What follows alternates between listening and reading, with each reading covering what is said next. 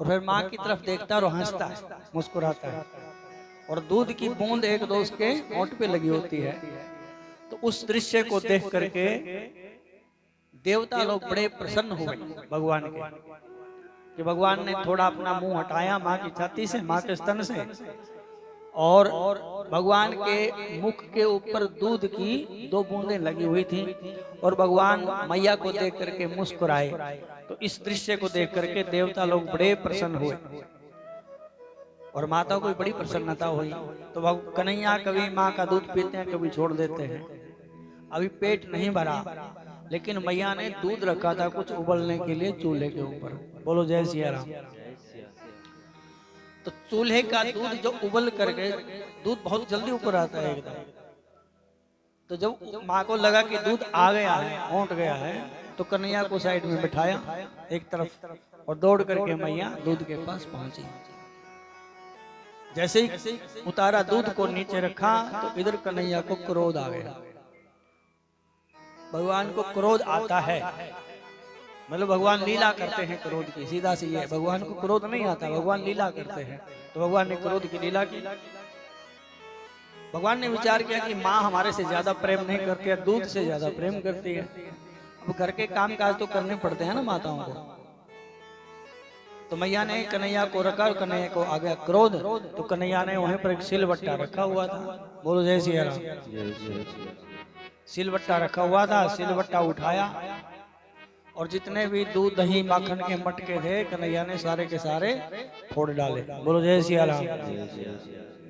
यदि आपका कोई बच्चा है 3-4 वर्ष का और वो चुपचाप बैठा रहता है, आपने जहां बैठा दिया वहीं बैठा रहा, तो समझना कि बेटे में कुछ ना कुछ कमी है, बीमार है ये। और यदि वही बेटा उछल कूद करता है? कभी बेड के ऊपर चढ़ता है, कभी ऊपर शीशा तोड़ता है, कभी नलका खोलता है? कभी पेचकस उठा के कहीं डाल देता है, कहीं दीवार खराब करता है, तो समझ लो कि हमारा बेटा तंदुरुस्त है। बोलो जय सिया राम। गोबर गणेश नहीं होना चाहिए। तो कन्हैया इतने नटखट हैं कि आज कन्हैया को पहली बार गुस्सा आया और कन्हैया ने सारे मट मटके तोड़ दिए। अब माता को भी फिर बड़ा गुस्सा आया। पुरानी चीजें माता की, जो बड़े बड़े पुराने मटके थे रखे हुए थे बड़े संभाल के, तो कन्हैया ने जब तोड़ दिए तो माता को क्रोध आ गया और माता ने डंडा उठा लिया। अब क्रोध माता को भी नहीं आ रहा है, माता भी क्रोध का नाटक कर रही है। बोलो जय सिया राम। माता गुस्सा है और उठाया डंडा, कन्हैया आज नहीं छोड़ूंगी। अब कन्हैया को पकड़ने के लिए मैया दौड़ती है, कभी इधर जाती है कभी इधर जाती है, कन्हैया कभी इधर निकल गए कभी इधर निकल गए। और मैया जब थक गई तो फिर भगवान ने विचार किया कि अब माता जी थक गई हैं, अब इनके बंधन में आ जाना चाहिए। तो माँ जब बैठी, माँ बैठ गई मैया, तो बोले कन्हैया इधर आना बेटा। तो कन्हैया ने कहा कि ये डंडा ले रखा है ये हाथ में, ये फेंको पहले। तो मैया ने कहा कि डंडे से क्या है? बोले बहुत डर लगता मेरे को डंडे से। अच्छा मैया पकड़ना क्यों जाती हो? मैया तो और तो कोई बात सूझी नहीं माने। तो माँ ने बोला कि बेटा हम तुम्हारी पूजा करेंगे, तुम भगवान हो ना, हम तुम्हारी पूजा करेंगे। भगवान ने कहा कि पहले ये डंडा फेंको। तो मैया ने छड़ी फेंक दी। बोलो जय सिया राम। और जैसे मैया ने छड़ी फेंकी तो भगवान तुरंत मैया के पास दौड़ करके आ गए। बोलो जय सिया राम। तो कन्हैया कहते हैं कि मैया आपने बोला है पूजा करेंगे तो पूजा ही करियो आप। बोले हाँ ठीक है बेटा पूजा ही करेंगे। तो माता ने रस्सी उठा ली, कान ऐंठ दिए पहले तो पूरे अच्छी तरह से, फिर रस्सी उठाई बांधने के लिए। तो माँ जब उनको रस्सी से बांधने का प्रयास करती है तो कन्हैया कहते हैं कि माँ आप तो कह रहे थे पूजा करेंगे, तो आप तो बांधने लगे रस्सी से। तो मैया कहती है कि जैसा देवता होता है ना पूजा वैसी करनी होती है। बोलो जय सिया राम। और कन्हैया जैसे यहाँ वैसी ही पूजा होगी, तो मैया ने उनको बांधने का प्रयास किया। और कन्हैया ने विचार किया कि चलो मैया को देख लेते हैं बांध देती है कि नहीं देती है। तो जब मैया बांधने लगती है तो रस्सी कम पड़ जाती है। रस्सी कम पड़ गई, 2 उंगल कम पड़ गई रस्सी। माता जी फिर और रस्सी लेके आए, उसके बीच में जोड़ी, फिर बांधा उखल के साथ, तो फिर 2 उंगल रस्सी कम पड़ गई। फिर और लेके आई, फिर 2 उंगल कम पड़ गई। जब भी जो भी रस्सी जोड़ती है तो वही रस्सी हमेशा 2 उंगल कम पड़ जाती है। ग्वाल बाल भी आ गए वहां पे मैया की सहायता करने के लिए, लेकिन कन्हैया को बांध नहीं पाए। भगवान को बांधना आसान थोड़ी है। भगवान को हम ताकत की डोर से नहीं, राजनीति की डोर से नहीं, बल की डोर से नहीं, केवल प्रेम की डोर से भगवान को बांध सकते हैं। तो 2 उंगल क्या है? एक तो जीव की इच्छा और भगवान की कृपा, यही 2 उंगल हैं। जब जीव की इच्छा होती है तो भगवान कृपा करते हैं, और जब जीव की इच्छा नहीं होगी तो भगवान कृपा नहीं करेंगे। तो भगवान ने विचार किया कि मैया अब थक गई है, तो फिर भगवान ने अपनी लीला की और माँ के बंधन में कन्हैया आ गए। बोलो जय सिया राम। कन्हैया बंधन में आ गए और माता ने उखल के साथ कन्हैया को बांध दिया। शाम हो गई, कन्हैया कहने लगे कि मैया खोल दे अब तो। बोले नहीं, यही बंधा रहे। अब कन्हैया ने एक लीला करनी थी वहां पे, भगवान इसलिए बंधे। भगवान की हर एक क्रिया के पीछे कुछ ना कुछ लीला होती है। नंद बाबा के आंगन में 2 पेड़ हैं, यमला अर्जुन। अर्जुन के 2 पेड़ थे थोड़े नजदीक नजदीक। तो कन्हैया ने उस उखल को खींचना शुरू कर दिया। मैया चली गई अंदर, कन्हैया ने शुरू कर दिया खींचना। तो जो 2 पेड़ थे उनके बीच में कन्हैया तो निकल गए और उखल फंस गया। उखल बड़ा भारी था,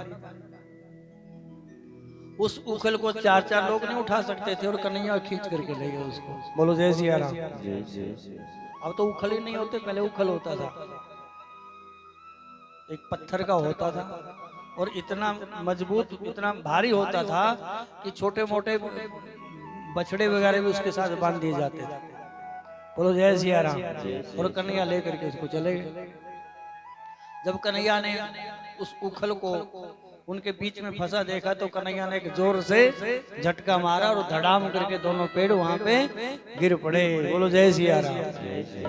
और जैसे ही वहां से पेड़ गिरे तो उन पेड़ों के अंदर से जैसे पेड़ गिरे, उनमें से 2 दिव्य पुरुष प्रकट हुए और उन्होंने भगवान के हाथ जोड़े, दोनों खड़े होकर भगवान के आगे हाथ जोड़ करके नमस्कार करते हुए, प्रणाम करते हुए भगवान की बड़ी दिव्य स्तुति की कि हे प्रभु, हम आपसे प्रार्थना करते हैं कि हमें आप ऐसा वरदान दो कि हमारी वाणी हमेशा आपके गुण गाती रहे। मतलब मन से, कर्म से और वचन से हम आपके दास रहें और हमेशा आपकी स्तुति गाते रहें। वाणी से आपकी स्तुति गाते रहें, और इन जो हमारे कर्णेंद्रिय है, कान हैं, इनसे प्रभु ऐसा वरदान दो कि आपकी हमेशा कथा सुनते रहे। हमारे हाथ हमेशा सत्कर्म में लगे रहे। हमारी जो नेत्रेंद्रिय है, जो हमारी आंखें हैं, हमेशा संतों का दर्शन करती रहे, और हमारे जो पांव हैं हमेशा तीर्थ की ओर बढ़ते रहे। बहुत सुंदर स्तुति की है दोनों ने। वाणी गुणानुकथन श्रवणौ कथायाम। हमारी जो वाणी है वो आपके गुण गाती रहे। हमको भी ये प्रार्थना करनी चाहिए कि भगवान हमें शक्ति प्रदान करें। प्रभु हमें ऐसी शक्ति प्रदान करें कि कि हमारी जो वाणी है हमेशा आपके गुणों के गान में प्रवृत्त रहे, लगी रहे। वाणी गुणानुकथने श्रवणौ कथायां हस्तौ च कर्मसु मनस्तव पादयोर्ना। हमारा जो मन है आपके चरणों में हमेशा लगा रहे। संस्मृत्य शिरस्तनु तव निवास जगत प्रणामे दृष्टि ही सताम दर्शने अस्तु भक्तनो नाम। देखो यहाँ पे जो पुरुष प्रकट हुए हैं उन्होंने ये नहीं बोला कि हमेशा आपके दर्शन करते रहे। बोलो जय सिया राम। उन्होंने बोला कि प्रभु दृष्टि सताम दर्शने, हमेशा हमारी दृष्टि संतों के दर्शन करती रहे। भगवान के दर्शन करने के लिए नहीं बोला, संतों के दर्शन करने के लिए। क्योंकि भगवान के जो भक्त होते हैं, भगवान के जो संत होते हैं, वो भगवान से बढ़ करके होते हैं। बोलो जय सिया राम। भगवान खुद कहते हैं मोते संत अधिक करी लेखा। तो उन्होंने बड़ी सुंदर भगवान के चरणों में स्तुति की। और परीक्षित राजा ने पूछा सुखदेव बाबा से कि ये दो पुरुष कौन प्रकट हुए प्रभु, इसके बारे में बताइए। तो उनका पूर्व चरित्र बताते हैं कि कुबेर के दो बेटे थे। दो बेटे थे ये कुबेर के।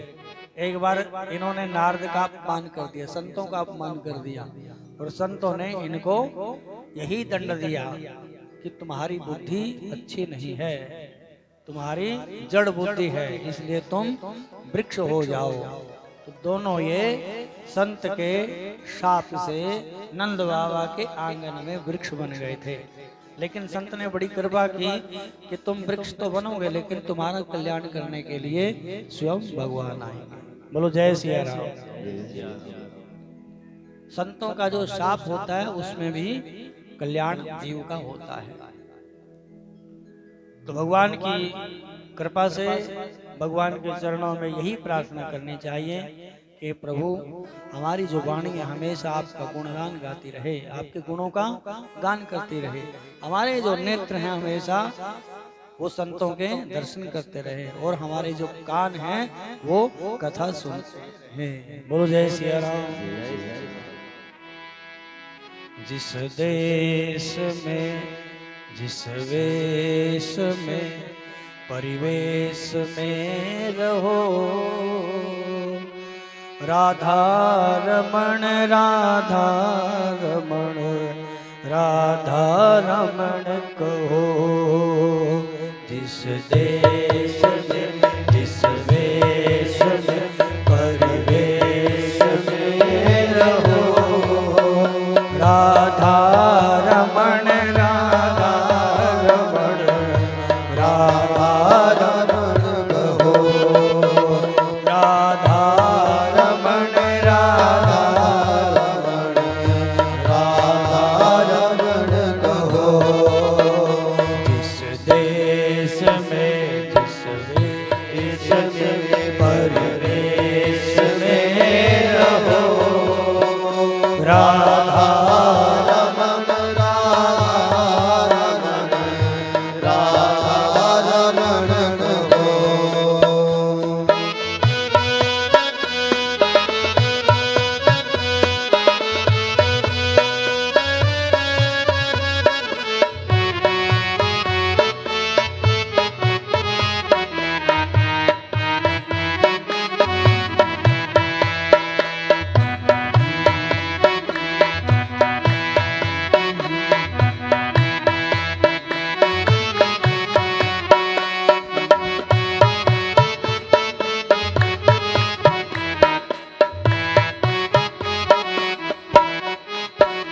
जिस ढंग में जिस ढंग में जिस संग में रहो, जिस रंग में जिस ढंग में जिस संग में रहो, राधा रमण राधा रमण राधा रमण कहो। राधा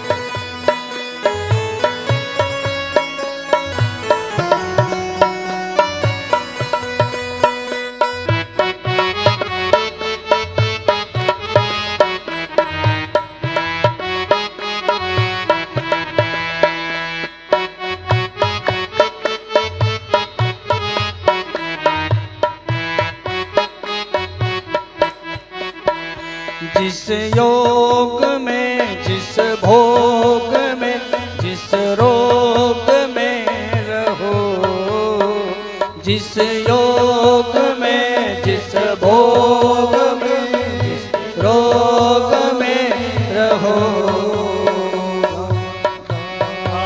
रमण रमण कहो। जिस देश में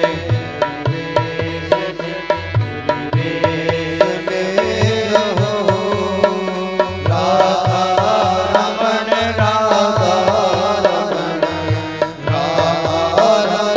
कहो। जिस हाल में, जिस ताल में, जिस चाल में रहो, जिस हाल में, जिस ताल में, जिस चाल में रहो, राधा रमण रहो।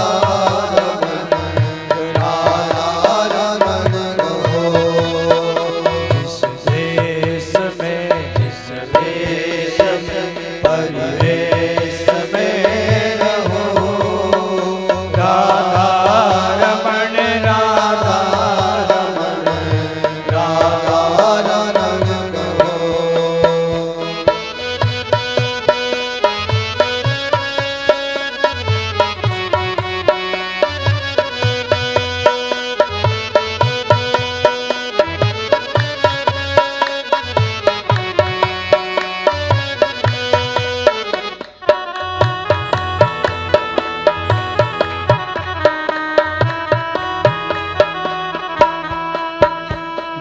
ध्यान में, जिस ज्ञान में, परिधान में रहो, जिस ध्यान में, जिस ज्ञान में, परिधान में रहो, राधा रमण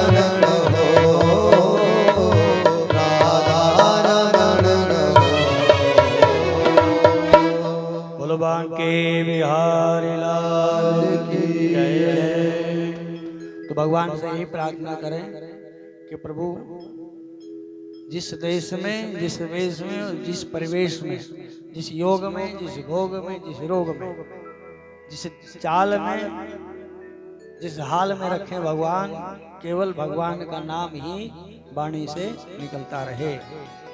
ऐसी भगवान से प्रार्थना करनी चाहिए, क्योंकि भगवान कृपा तभी करेंगे जब हम चाहेंगे। बोलो जय सिया राम। जब होटल में आप, आजकल तो घरों में भी होता है, नल का होता है ना, ऑटोमेटिक नल का होता है। नलके के नीचे हाथ करो तो पानी गिरने लग जाएगा, है ना। और जब तक हाथ नहीं करेंगे पानी कहाँ गिरेगा, उसमें गिरेगा।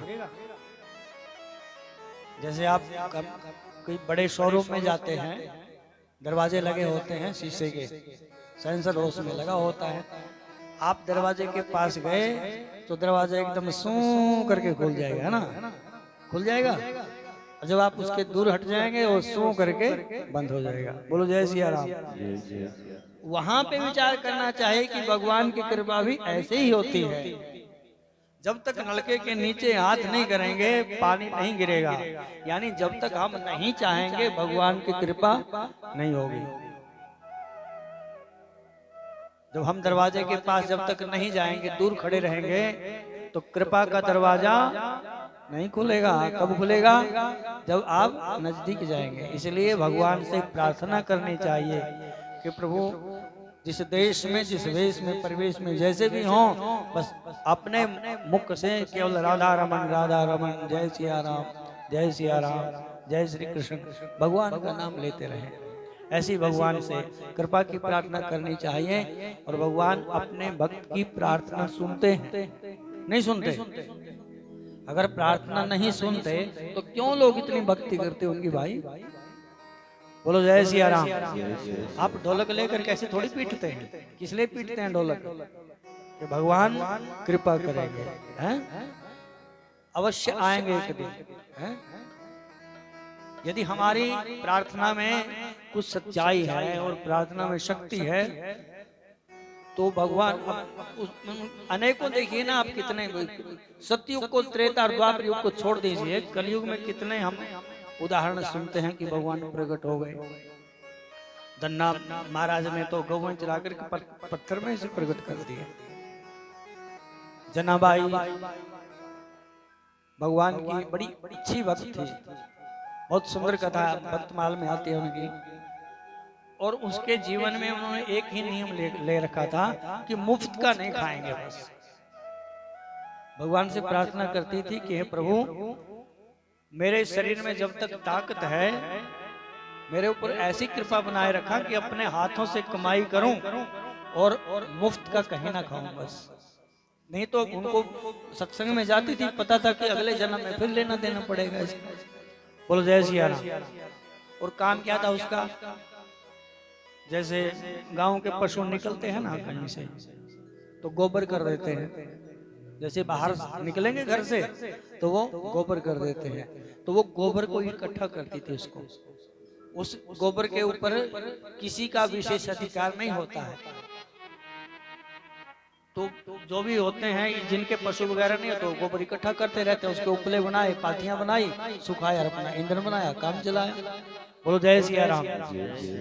तो उसका यही काम था। बस हर रोज वो पशुओं का गोबर उठाती, 2 4 5 उसके टोकर तसले हो जाते, उसको सुखाती और भगवान का भजन करती थी। उनका एक मंत्र था, पेट। भगवान बोलते हैं ना, मंत्र जाप मम दृढ़ विश्वास। विश्वास पूर्वक भगवान का नाम जपना चाहिए। और उनका मंत्र था विठल। वो अपने भगवान को विठल बोलती थी, हमेशा विठल विठल विठल करती रहती थी। जब वो सवेरे उठती थी तो उठते ही विठल विठल विठला, विठल विठल विठला, मतलब जैसे एक भजन गाते हैं ना, भजन की एक ही लाइन थी उसकी, वही स्थायी होता था, वही अंतरा होता था। बस विठल विठल विठला, विठल विठल विठला, ये गाती रहती थी। और इतनी ईमानदारी से, इतनी निष्ठा से अपना जीवन जीती थी वो। तो एक बार की बात है कि उसकी पाथियां किसी ने चोरी कर ली। माताओं की आदत होती है। अब यहाँ तो खैर बात छोड़िए, आप गांव में होता है ना, एक अलग सी जगह होती है, बाहर बाड़ा होता है सबका, उसमें पाथियां वाथियां डालते होते हैं।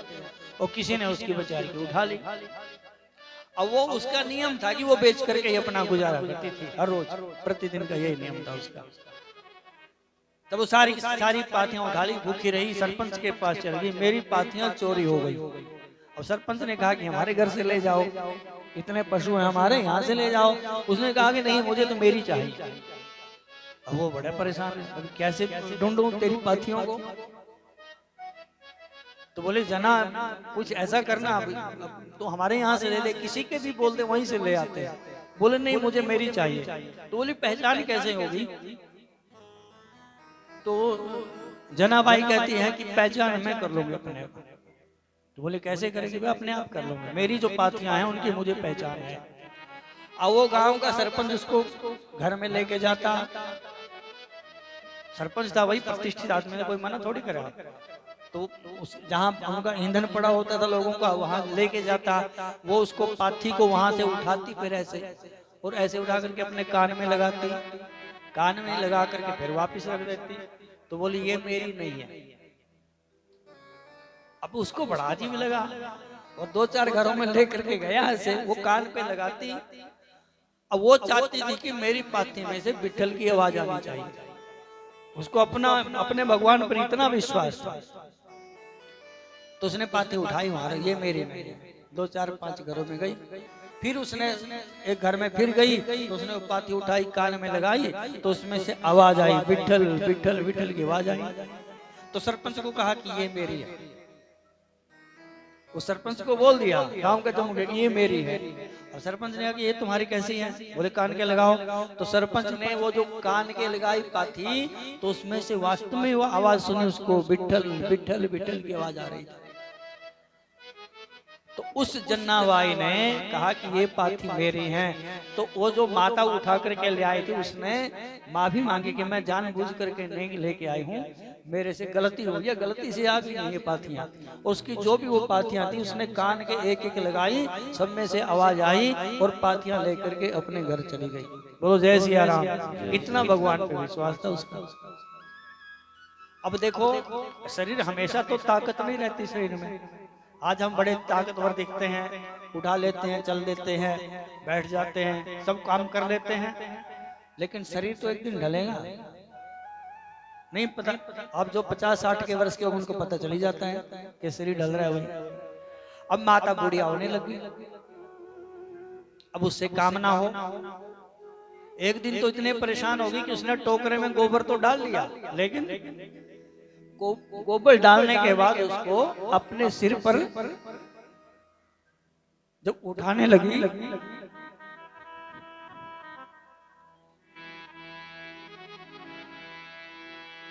श्री कृष्ण गोविंद हरे मुरारे नाथ नारायण वासुदेव श्री कृष्ण गोविंद हरे मुरारे नाथ नारायण वासुदेव हे नाथ नारायण वासुदेव हे नाथ नारायण वासुदेव हे नाथ नारायण वासुदेव हे नाथ नारायण वासुदेव श्री कृष्ण गोविंद हरे मुरारे हे नाथ नारायण वासुदेव श्री कृष्ण गोविंद हरे मुरारे हे नाथ नारायण वासुदेव श्री कृष्ण गोविंद हरे मुरारे हे नाथ नारायण वासुदेव हे नाथ नारायण वासुदेव हे नाथ नारायण वासुदेव। तो जन्नाबाई जब बुढ़िया होगी, जो अपना गोबर उठा करके सिर पे रखने लगी, तो उससे वो टोकरा उठा नहीं है अपना। तो भगवान ने विचार किया कि मैया की सेवा करनी चाहिए। तो उसी समय हमारे भगवान एक छोटे से बालक के रूप में वहां पे प्रकट हुए। बोलो जय सिया राम। मैया ने देखा ये कौन है, तो हमारे कन्हैया ने कहा कि मैया मैं आपकी सेवा करूं। बोले क्या करोगे बेटा? बोले मैं आपका जो ये भारी सा टोकरा है ना, तसला, इसको आपके सिर पे रखवा देता हूँ। तो वो कन्हैया ने जन्नाबाई की सेवा की, और जब जन्नाबाई बिल्कुल नहीं चल सकती थी, तो स्वयं कन्हैया उनके लिए गोबर उठाते थे, पाथियां बनाते थे, और उनको बेच करके, अब छोटे थोड़े अपने को भगवान ने बड़ा कर लिया, तो थोड़े जब बड़े हो गए भगवान, तो उन्होंने जन्नाबाई की सेवा की, और जब तक उनका शरीर नहीं छूटा तब तक उनके पास ही रहे। बोलो जय सिया राम। तो ये प्रार्थना में और भक्ति में शक्ति होती है कि भगवान अपने भक्त के लिए कुछ भी करने के लिए तैयार हो जाते हैं। बोलो जय सिया राम। लेकिन प्रार्थना बहुत आवश्यक है, भगवान से प्रार्थना अवश्य करनी चाहिए कि प्रभु जब तक ये शरीर चलता है, इस शरीर से कुछ ना कुछ सत्कर्म होता रहे। बोलो जय सिया राम। तो अब हमारे भगवान की एक बहुत सुंदर लीला है गोकुल में, माखन चोरी की लीला। भगवान माखन चुराते हैं। भगवान ने एक मंडली बनाई। भगवान इसलिए चुराने लगे कि भगवान ने देखा कि एक तो उनके साथी थे मधुमंगल जैसे बहुत कमजोर। तो भगवान ने विचार किया कि इनको शायद माखन खाने के लिए नहीं मिलता। तो हमारे भगवान विचार करते हैं कि कुछ न कुछ ऐसी लीला करनी चाहिए जिससे हमारे संगी साथियों को भी खूब माखन खाने को मिले। तो कन्हैया ने एक मंडल बनाया और सब साथियों को बुला करके कहा कि हम एक मंडली बनाते हैं और चोरी चोरी खेल खेलते हैं। बोलो जय सिया राम। बच्चे खेलते हैं ना, कभी चोर बनते हैं, कभी सिपाही बनते हैं। तो कन्हैया ने कहा कि चोरी चोरी का खेल खेलेंगे। अब एक दो समझदार भी होते हैं बीच में, उन्होंने कहा कि कन्हैया ये काम थोड़ी अच्छा है चोरी करना। तो कन्हैया ने कहा कि सोना चांदी की थोड़ी चोरी कर रहे हैं भाई, हम लोग तो खाने पीने की चोरी करेंगे, माखन की चोरी करेंगे। और खाने पीने की कोई वस्तु यदि घर में से कोई चुरा ले जाए खाने के लिए तो उसकी वहां पर वो दर्ज नहीं होते रिपोर्ट पुलिस स्टेशन में, करवाने भी नहीं चाहिए, क्योंकि खाने पीने की चोरी भगवान की दृष्टि में चोरी है ही नहीं। हाँ, रुपए चुरा ले, पैसा चुरा दे, कपड़े चुरा ले, कोई अलग बात है। तो भगवान ने अपना एक मंडल बनाया जिसमें 10-20 अपने संगी साथी लिए और हमारे जो भगवान है उस मंडल के अध्यक्ष बन गए। बोलो चोरों के सरदार की जय। तो ऐसे हमारे भगवान कन्हैया। तो कन्हैया उन गोपियों के घर में जाते हैं जो गोपियां भगवान को बहुत ज्यादा चाहती हैं। वैसे तो जब हम उनका तुलना करते हैं तो तुलना में कोई कम नहीं है किसी से, एक से बढ़कर एक है, सारी भगवान को चाहती हैं। लेकिन कई एक ऐसे होते हैं जो भगवान के लिए ताजा ताजा मक्खन तैयार करते हैं और प्रार्थना करती हैं कि आज हमारे घर में कन्हैया आए और हमारे माखन को चुरा करके ले जाए। तो वो गोपी धन्य हो जाती है जिसके घर में हमारे भगवान माखन चुराने के लिए चले जाते हैं। बोलो जय सिया राम। अच्छा, माखन किसके घर में होता है? माखन उसी के घर में होता है जहाँ गाय होती है, नहीं होता है। जहाँ गाय है वहीं पे माखन है। इसका मतलब यह है कि भगवान गौ वाले के घर में जाते हैं, यानी गाय के साथ भगवान का बहुत बढ़िया संबंध है। अगर गाय नहीं है तो घर में मक्खन नहीं है, और मक्खन नहीं है तो फिर भगवान नहीं जाएंगे। गोपियां चाहती थी, गोपियां खुद भगवान को बुलाती थी। अब लोगों ने तो वैसे ही पत्नी अनेक अनेक बातें बना दी हैं मूर्ख लोगों ने कि क्या तुम्हारे भगवान वो माखन चोरी करते थे, हैं? लोगों को परेशान करते थे, ये कोई भगवान के काम होते हैं? जब भगवान, जब गोपियों को आनंद आता है, गोपियों ने तो कभी बुलाना नहीं दिया किसी को। तो कई ऐसे शरारती तत्व हैं जो हमारे धर्म को देख करके चिढ़ते हैं, हमको नीचा दिखाने का प्रयास करते हैं। लेकिन हमारे धर्म की जो सनातन धर्म है उसकी जो जड़ है वो कभी भी खत्म होने वाली नहीं है, तो उसकी जड़, उसका जो मूल है खुद भगवान है। सनातन धर्म भगवान से प्रकट हुआ। बोलो जय सिया राम। तो हमारे भगवान लीला करते हैं अपने भक्तों को सुख देने के लिए। गोपियां भगवान को बुलाती हैं खुद। बोलो जय सिया राम। आज मेरे अंगना में आओ नंदलाल, आओ नंदलाल, दर्शन की प्यासी गुजरिया श्याम। आज मेरे अंगना में आओ नंदलाल, आओ नंदलाल, दर्शन की प्यासी गुजरिया श्याम, दर्शन की प्यासी मेरे अंगना में आओ नंदलाल, आओ नंदलाल, दर्शन की प्यासी गुजरिया, दर्शन की प्यासी गुजरिया।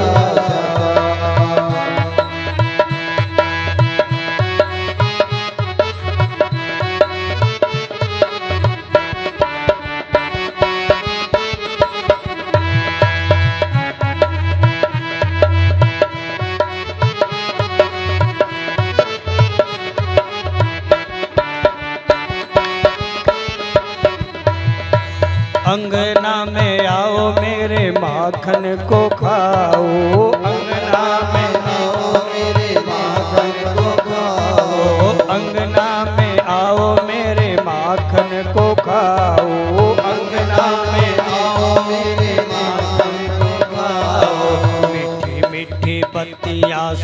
आओ नंदलाल, आओ नंदलाल, दर्शन की प्यासी गुजरिया श्याम। मोरे अंगन में आओ नंदलाल, आओ नंदलाल, दर्शन की प्यासी गुजरिया श्याम।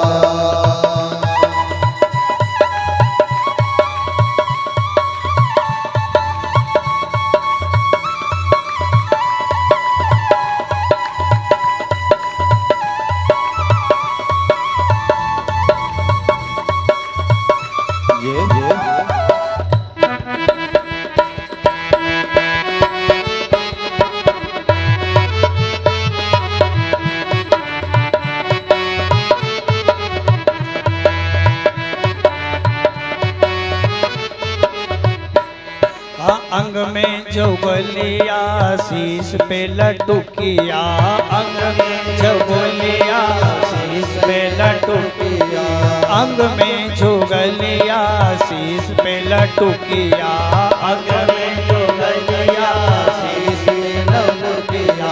दूध की तंतुलिया दिखाओ नंदलाल, दिखाओ नंदलाल, दर्शन की प्यासी गुजरिया श्याम। आज मोरे अंगना में आओ नंदलाल, आओ नंदलाल, दर्शन की प्यासी गुजरिया श्याम।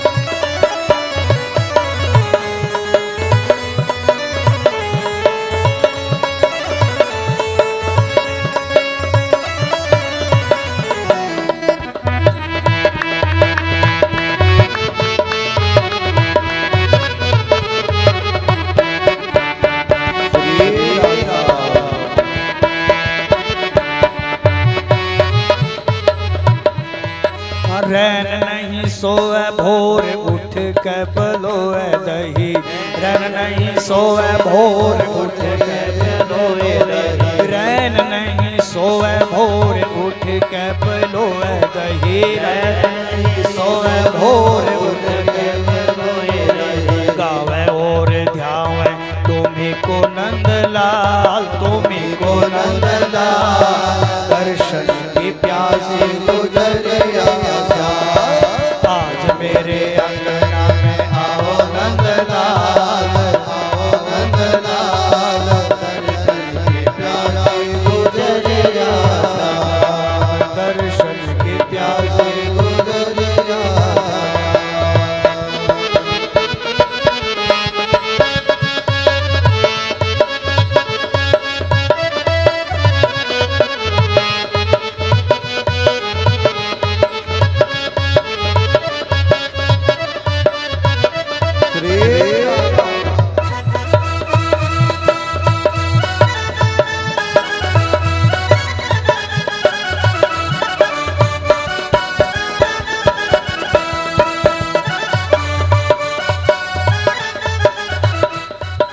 नित्य प्रति खाओ तुम यशोदा को माखन, नित्य प्रति खाओ तुम यशोदा का माखन, नित्य प्रति खाओ तुम यशोदा को माखन, नित्य प्रति खाओ तुम यशोदा का माखन। आज मोरा माखन भी खाओ नंदलाल, खाओ नंदलाल, दर्शन की प्यासी गुजरिया श्याम। आज मेरे अंगना में आओ नंदलाल, आओ नंदलाल, दर्शन की प्यासी गुजरिया श्याम, दर्शन की प्यासी गुजरिया श्याम, दर्शन की प्यासी गुजरिया श्याम, दर्शन की प्यासी गुजरिया श्याम। भगवान के बिहारी लाल की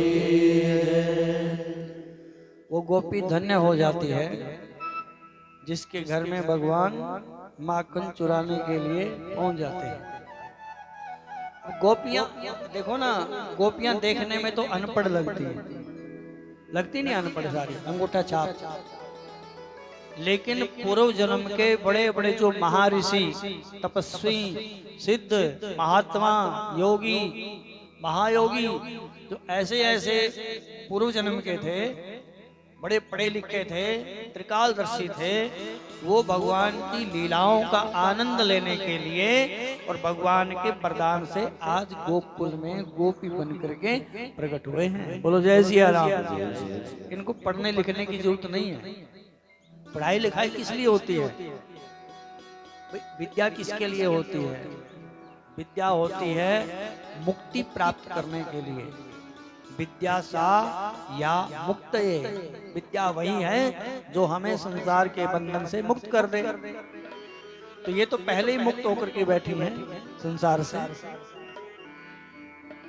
नारद जी से जब पूछा गया ना कि भक्ति का उदाहरण दो, तो अपने जो चेले हैं बढ़िया बढ़िया, ध्रुव और प्रहलाद, उनका नाम नहीं लिया। किसका नाम लिया? गोपियों का। यदि भक्ति करनी है और भगवान के प्रति प्रेम दिखाना है तो गोपियों जैसा होना चाहिए। तो गोपियां भगवान को बहुत याद करती हैं, इसलिए भगवान हमारे उनको सुख देने के लिए उनके घर से माखन चुरा लेते हैं। बोलो जय सिया राम। जिस दिन कन्हैया नहीं आते, गोपियां बड़ी दुखी होती है कि आज भगवान आए नहीं, और इकट्ठी होकर के 5-7 यशोदा के घर में पहुंच जाती है। अब दर्शन करने होते हैं भगवान के, लेकिन बहाना है उलाना लेना है, शिकायत करनी है जाकर कन्हैया की। और कन्हैया की जाकर के शिकायत करती हैं, यशोदा तुम्हारा जो बेटा है ना बड़ा नटखट हो गया है। अब वो देखती है कि घर में जाएंगे इसी बहाने तो कन्हैया सामने आएंगे ही। बोलो जय सिया राम। तो गोपियां जाकर के मैया को बुलाना देती हैं, शिकायत करती हैं। इकट्ठी गई हैं 5-7 को होकर। वत्सान मुंचन क्वचित समये क्रोश संजात हास स्तेयं स्वाद प्रत्यत्यधिपय कल्पतै स्तयोगै मरकान भोक्ष्यन् विभजति सच्चेन्नाति भाण्डं भिनत्ति द्रव्यलाभे सगृह कुपितो यात्युत्क्रोशतो का। गोपियां कहते हैं कि मैया तुम्हारा जो बेटा है ना बड़ा नटखट हो गया। तो माँ ने कहा कि क्या हो गया? कि हमारे बछड़े खोल देता है। वत्सान मुंचन, हमारे बछड़ों को खोल देता है। तो बोले तुम्हारा फायदा तो करता है, तुम दूध निकालने के लिए जाती हो तो बछड़े खोल देता है, उसमें क्या है? बोले नहीं नहीं, क्वचित समय। बोले समय नहीं होता उस समय, बछड़े खोलने का टाइम नहीं होता है, बिना मतलब के बिना टाइम के खोल देता है। हमारे बछड़े सारा दूध पी जाते हैं, गाय का मैया इतनी परेशान हो गई। तो बोले थोड़ा समझाओ ना इसको, अपने आप भी कुछ समझा दिया करो, मेरे पास क्यों आई हो? बोले नहीं है, जब हम इसको डांटती हैं ना क्रोध में आकर के तो आगे से हंसने लग जाता है, और जब हम डांटती हैं ये हंसता है तो इसको देख करके हमारी भी हंसी छूट जाती है, हमारा क्रोध ही भाग जाता है, इसको डांट ही नहीं पाती। बोलो जय सिया राम। मैया बहुत शरारती है, माखन खा जाता है हमारा, और एक नहीं इसके 5-7 और मोस्टंडे इसने पाल रखे हैं, सबको लेकर के घर में घुसता है। तो माता कहती है कि थोड़ी छुपा करके रख दिया करो। अरे हमारे बेटे में और तुम्हारे बेटे में क्या फर्क है? बोले नहीं नहीं, ऐसी बात थोड़ी है, हमारे घर में आए बैठे मांग के खा ले तो हम देने के लिए तैयार हैं। अब हमने कहा कि कन्हैया तो चोरी मत कर। एक दिन मैंने कन्हैया को समझाया, गोपी कहती मैंने कन्हैया को समझाया कन्हैया चोरी मत कर, तो मेरे से मांग के खा लेना, माखन की कमी थोड़ी है, तेरे लिए तो बनाते हैं। तो ये महोदय पता क्या बोलते हैं, क्यों मैं कोई भिखमंगा हूँ, हमारे घर में माखन नहीं है क्या? आगे से ऐसी बातें करता है। और तो मैंने कहा तो खाते क्यों हो चुरा करके? तो आगे से बोलता है कि जो चोरी का माखन होता है ना उसमें कुछ मजा ही कुछ और होता है। गोपी ऐसी ऐसी बातें करता है। तो क्या करो? बोले छुपा के रखा करो ऊंचे छीके पे। तो बोले वो भी काम करके देख लिया। गोपियां कहती हैं छीके के ऊपर भी टांग करके देख लिया माखन की मटकी। ये 5-4 को नीचे खड़े करता है, 2 को ऊपर खड़े कर देता है उनके ऊपर, और ये दक्ष महोदय महाराज ऊपर खड़े हो जाते हैं और उठा करके ले आते हैं। और ये अकेला भी नहीं खाता है, सबको खिलाता है, और साथ में मरकान भोक्षण बंदरों को भी खिलाता है। जब ये खा करके पेट इसका भर जाता है, अपने मित्र मंडली को भी खिला देता है, उसके बाद बंदर पता नहीं कहां से आ जाते हैं। और ये पूर्व जन्म के भगवान की सेना है, जैसी आजकल 28 सेक्टर में घूम रही है। बोलो जय सिया राम। अब भूखे कहां जाएं बेचारे। तो कन्हैया ने उन सबको बंदरों को खिला देता है, और जब बंदर भी खा करके फुल हो जाते हैं, पेट भर जाता है उनका, तो फिर मैया उसको मटके को उठाता है और ऐसी गालियां देता है, हमारे को क्या सुनाए, ऐसी सी बातें बोलता है क्रोध में आकर के। अब पेट तो भर, कैसा गला सड़ा मक्खन रखा हुआ है, पेट तो भर गया, बंदरों ने भी खाना छोड़ दिया। पता नहीं कब का सड़ा हुआ मक्खन रखा है इन्होंने, गोपियों ने। कभी इनको बनाने के, मक्खन बनाने की आदत नहीं है, हमारी मैया से सीखना चाहिए। और ऐसे करके भांडम भिनती मटके भी फोड़ देता है। बोलो जय सिया राम। और बड़ी बद्दी गालियां देता है, और क्रोध में आकर के ऐसे बोलता है, पता नहीं किसका मुख देख लिया सवेरे सवेरे, आज ये घर में हमारे को कुछ खाने को नहीं मिला। जब नहीं मिलता कुछ, जैसे किसी गोपी ने बिल्कुल छुपा करके रख दिया, तो कन्हैया ने देखा, इधर देख करके अपना बाहर निकला और बड़बड़ाते हुए, पता नहीं किसका मुख देख लिया आज, और आज हमारे को इस घर में, यह घर है कि शमशान घाट है, ऐसी सी गालियां दे करके जाता है। और गोपियों की बातें सुन करके मैया बड़ी होती है, कन्हैया को बुलाती है। तो कन्हैया तुमने क्या किया? बोले मैया सब झूठ बोलते हैं। तो प्रभावती ने आप विचार किया कि एक दिन कन्हैया को जरूर पकड़ के दिखाऊंगा। अब ये ऐसे बोलते हैं ना, झूठ बोलते हैं, तो इसको पकड़ करके दिखाऊंगे। बोलो जय सिया राम। तो सारी गोपियों ने विचार किया कि देखते हैं प्रभावती कैसे पकड़ती है। प्रभावती से भगवान बहुत प्रेम करते हैं। और देखो, ऐसा नहीं है कि भगवान उनके घर में नहीं जाते तो प्रेम नहीं करते, भगवान प्रेम बहुत करते हैं प्रभावती से। और भगवान की मंडली का जो एक सदस्य है, उसने भगवान को बता दिया क्या कि भाई प्रभावती ने एक योजना बनाई है, और वो योजना कन्हैया ये है कि तुमको रंगे हाथ पकड़े। तो कन्हैया ने कहा कि चलो आज इसके घर में ही चलते हैं। तो हमारे कन्हैया अपनी मित्र मंडली को लेकर के प्रभावती के चैलेंज को स्वीकार किया, और प्रभावती ने एक बहुत बढ़िया अपनी वो मटकी सुंदर सी सजा करके, उस पर चित्रकारी करके और माखन सजा करके रखा, और दरवाजे के पीछे डंडा लेकर के खड़ी हो गई। भाई कन्हैया आएगा तो रंगे हाथे पकड़ूंगी। अब कन्हैया को तो अंतर्यामी है, जानते हैं भगवान, लेकिन फिर भी उसमें चली गई और दरवाजे के पीछे पीछे खड़ी होकर के भजन बोल रही है। आज मोरे अंगना में आओ नंदलाल, आओ नंदलाल, दर्शन की प्यासी गुजरिया श्याम। आज मोरे अंगना में आओ नंदलाल, आओ नंदलाल, दर्शन की प्यासी गुजरिया श्याम, दर्शन की प्यासी गुजरिया श्याम, दर्शन की प्यासी गुजरिया श्याम। आज मोरे अंगना में आओ नंदलाल, आओ नंदलाल, दर्शन की प्यासी गुजरिया श्याम, दर्शन की प्यासी गुजरिया श्याम। और जब गुनगुना रही थी, भगवान का ध्यान कर रही थी, अब ऐसा कैसे हो सकता है कोई भक्त भगवान को बुलावे और भगवान नाम, तो भगवान तुरंत घर में प्रवेश कर गए। इधर खड़ी थी प्रभावती, देख रही थी क्या क्या कर रहे हैं। 4 अपने साथियों को नीचे खड़ा कर लिया। मटकी फोड़ की लीला देखी है? मटकी फोड़ लीला देखी होगी, तो वहीं से तो शुरू हुई भगवान से। 4 को खड़ा किया, 3 ऊपर खड़े किए, उसके ऊंचा था छींका, और सबसे ऊपर भगवान चढ़ गए और छींका पकड़ लिया। और भगवान ने बच्चों को बता रखा था, क्या मंत्र दे रखा था कि भाई एक मंत्र ऐसा देता हूं, पकड़े नहीं जाओगे। जब उन्होंने मंडली बनाई ना तो कन्हैया ने मंत्र दिया, तुमरो मंत्र विभीषण माना लंकेश्वर वह सब जग जाना। जैसे हनुमान जी ने विभीषण को मंत्र दिया, ऐसे ही हमारे कन्हैया ने सबसे पहले सारी अपनी मंडली को मंत्र दिया। यदि ये मंत्र गुनगुनाते रहोगे, मन में बोलते रहोगे तो पकड़े नहीं जाओगे। और मंत्र दिया, ओम नमो भगवते वासुदेवाय।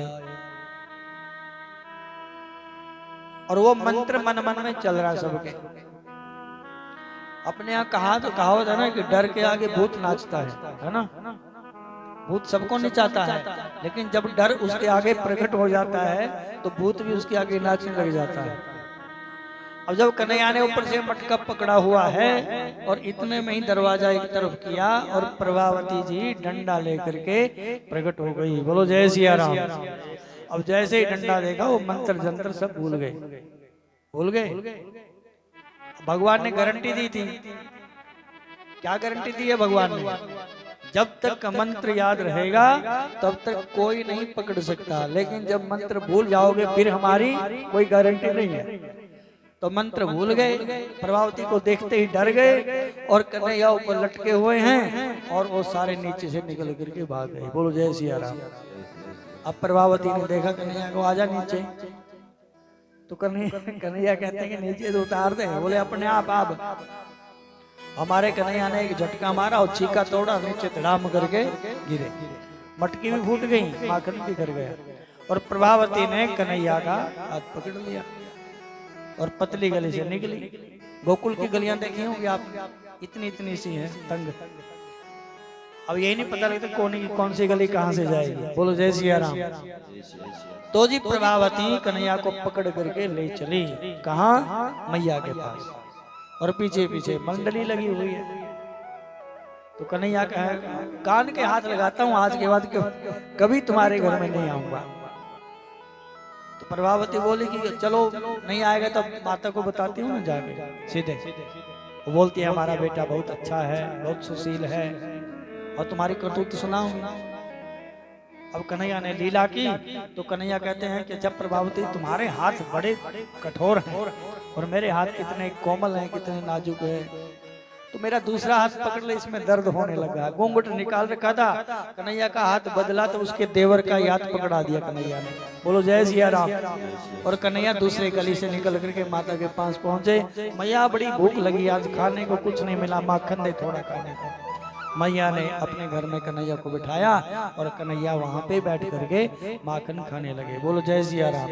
और इतने में प्रभावती आई चिल्लाती हुई, अरे यशोदा बाहर निकल, तेरे बेटे को पकड़ करके ले आई और साथ में और संगी साथी भी हैं इसके, आ देख।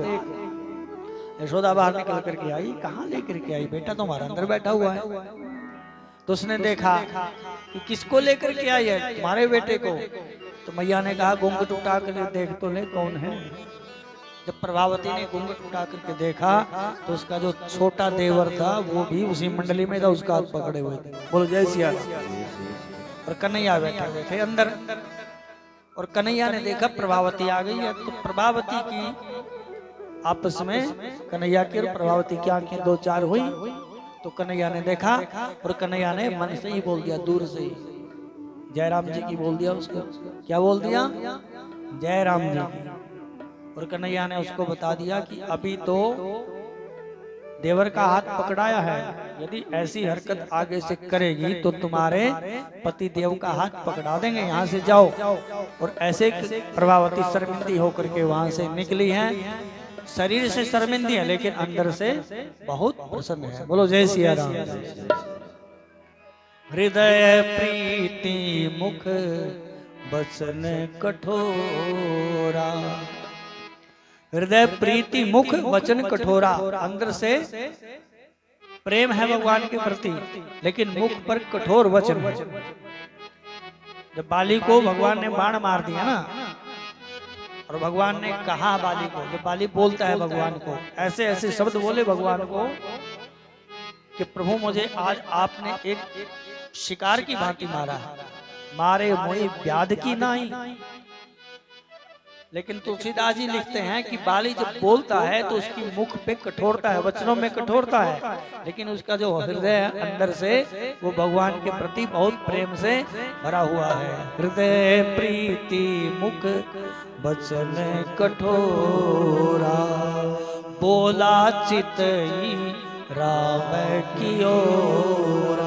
राम की ओर देख करके बाली ने बहुत सारी बातें कही हैं भगवान के साथ। हृदय में प्रेम है लेकिन मुख के ऊपर वचन कठोर है। बोलो जय सिया राम। हृदय में हमेशा प्रेम होना चाहिए। जुबान बेशक कभी कभी कठोर हो जाए कोई बात नहीं, लेकिन यदि जुबान मीठी हो गई और हृदय में कठोरता आ गई कभी भी, तो फिर वो आदमी बहुत खतरनाक होता है। बोलो जय सिया राम। मुख वचन कठोरा, मुख पे वचनों में कहीं कठोरता आ सकती है, लेकिन मन कठोर नहीं होना चाहिए।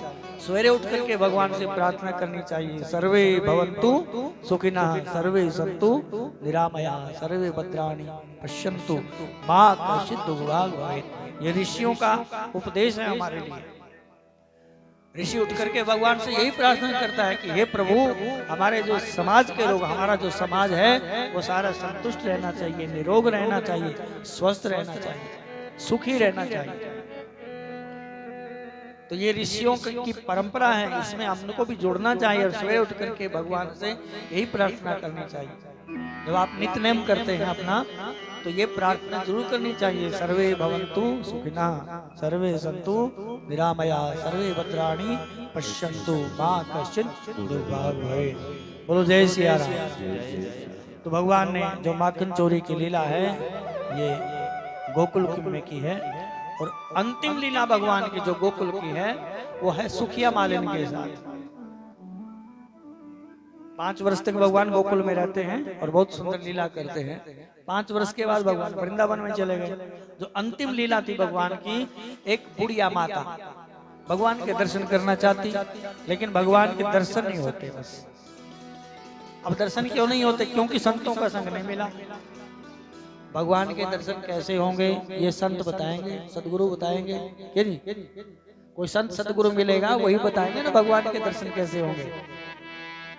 तो एक दिन एक बाबा जी मिल गए। बुढ़िया माता सुखिया सिर के ऊपर टोकरी, टोकरी में फल बेचने के बहाने भगवान के दर्शन करना चाहती, लेकिन भगवान ही नहीं मिलते।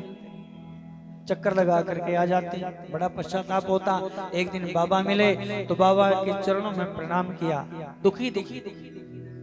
जो संत महात्मा होते हैं वो बहुत निर्मल और बहुत कोमल हृदय के होते हैं। तो उन्होंने माता से बात की, क्या बात है? बोले महाराज बात कुछ नहीं है विशेष, लेकिन यह है कि मेरे को तो कई दिन हो गए हैं नंद भवन के चक्कर लगाते हुए, कभी मिलता ही नहीं है वो कन्हैया। बोले ऐसे थोड़ी मिलेगा। बोले गुरु कौन है? बोले गुरु तो है। तो बोलो हम तुम्हें गुरु मंत्र देते हैं। तो उन्होंने गुरु मंत्र दिया, ओम नमो भगवते वासुदेव। इस मंत्र को गुनगुनाइए, नंद भवन की परिक्रमा कीजिए, कुछ करने की जरूरत नहीं है, कन्हैया के दर्शन हो जाएंगे। और वो मालिन, सुखिया नाम की जो मालिन है, गुरु मंत्र लेकर के, यानी उन संतों के संग में रह करके भगवान को मिलने का तरीका उसने पा लिया। और एक दिन घटना घटी कि जब वो बेच रही थी फल ले लो, फल ले लो, कन्हैया दौड़ करके बाहर आए। तो कन्हैया ने कहा कि मैया फल दो ना। और सुखिया ने देखा कन्हैया आ गया, बातचीत करना चाहती थी। उन्होंने कहा कि ऐसे फ्री में थोड़ी दूंगी, कुछ घर से लेके आओ। तो माँ ने धान सुखाए हुए थे, अब धान कितने आएंगे? 2 मुट्ठियां भर ली कन्हैया। अब जो घर भी काफी दूर था, आगे बाहर दरवाजे पे बैठी हुई थी, घर से मुट्ठियां 2 भर ली, दौड़ करके आए, आधा सौ बीच में गिर गया भागते भागते। तो कुछ दाने बचे और वो सुखिया की झोली में, टोकरी में डाल दिए। और सुखिया ने कन्हैया को गोद में बैठाया और वो फल दिए। और आज सुखिया उन फलों को दे करके और वो धान के दाने लेकर के अपनी टोकरी में अपने घर पहुंची। आज बड़ी प्रसन्न है। उसने विचार किया कि आज मेरी जो गुरु मंत्र मुझे मिला था, संतों का संग मिला, उसका फल ये मुझे मिला है कि मुझे भगवान के दर्शन हो गए। सुखिया ने जो अपनी टोकरी का वो पर्दा हटाया तो उसमें वो धान नहीं थे, उसकी तो टोकरी धन से, सोना चांदी हीरे जवाहरात मोती पता नहीं क्या क्या उससे उसकी टोकरी भरी हुई थी और बड़ी प्रसन्न हुई। बोलो जय सिया राम। तो सुखदेव बाबा कहते हैं कि यदि कोई अपने सत्कर्म रूपी फल भगवान के चरणों में समर्पित करता है, भगवान उसके जीवन की टोकरी को अन्न से धन से भर देते हैं, कोई कमी नहीं रहती। बोलो जय सिया राम। और सुखिया बड़ी प्रसन्न हुई। मेरी लगी श्याम संग प्रीत ये दुनिया क्या जाने, मेरी लगी श्याम संग प्रीत ये दुनिया श्याम संग प्रीत ये दुनिया क्या जाने, हो मेरी लगी श्याम संग प्रीत ये दुनिया क्या जाने, कोई क्या जाने, क्या जाने कोई क्या जाने, ओ क्या जाने कोई क्या जाने, क्या जाने कोई क्या जाने, मुझे मिल गया मन का मुझे मिल गया मन का हो, मुझे मिल गया मन का मेरी लगी श्याम संग मेरी लगी श्याम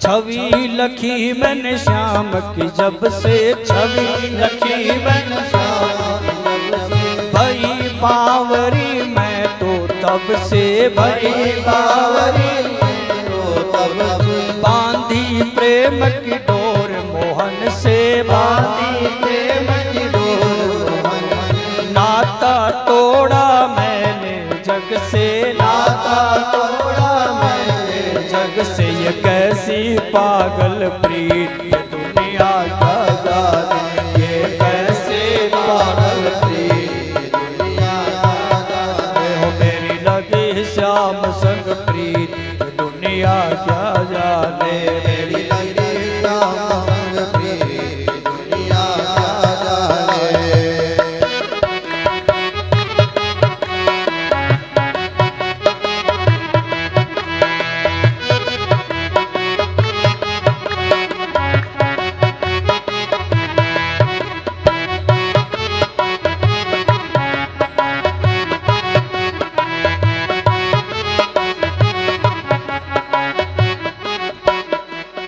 मोहन की सुंदर सी सूरतिया, मोहन की सुंदर सी सूरतिया, मन में बस गई मोहनी मूर्तिया, मन में बस गई मोहनी मूर्तिया, लोग कहे मैं भई बावरिया, लोग कहे मैं भई बावरिया, जब से ओढ़ी श्याम चुनरिया, जब से ओढ़ी श्याम चुनरिया, छोड़ी हो मैंने छोड़ी जग की रीत दुनिया क्या जाने, मैंने छोड़ी जग की रीत दुनिया क्या जाने, हो मेरी लगी श्याम संग प्रीत दुनिया क्या जाने, मेरी लगी श्याम संग प्रीत दुनिया क्या जाने।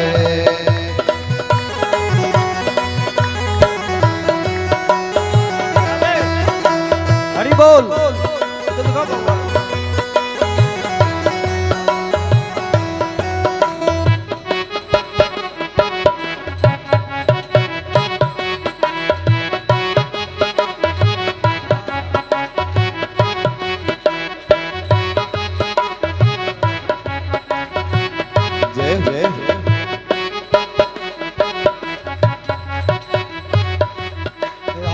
हरदम अब तो रहूं मस्तानी, हरदम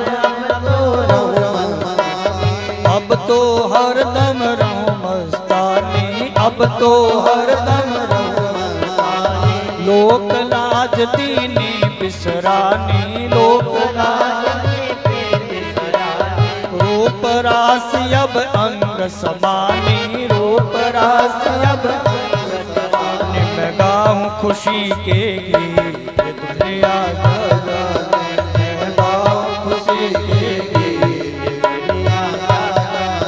मुझे मिल गया मन का मीत दुनिया जाने, मुझे मिल गया मन का मीत दुनिया जाने। वो मेरी लगी श्याम संग प्रीत दुनिया जाने, मेरी लगी श्याम संग के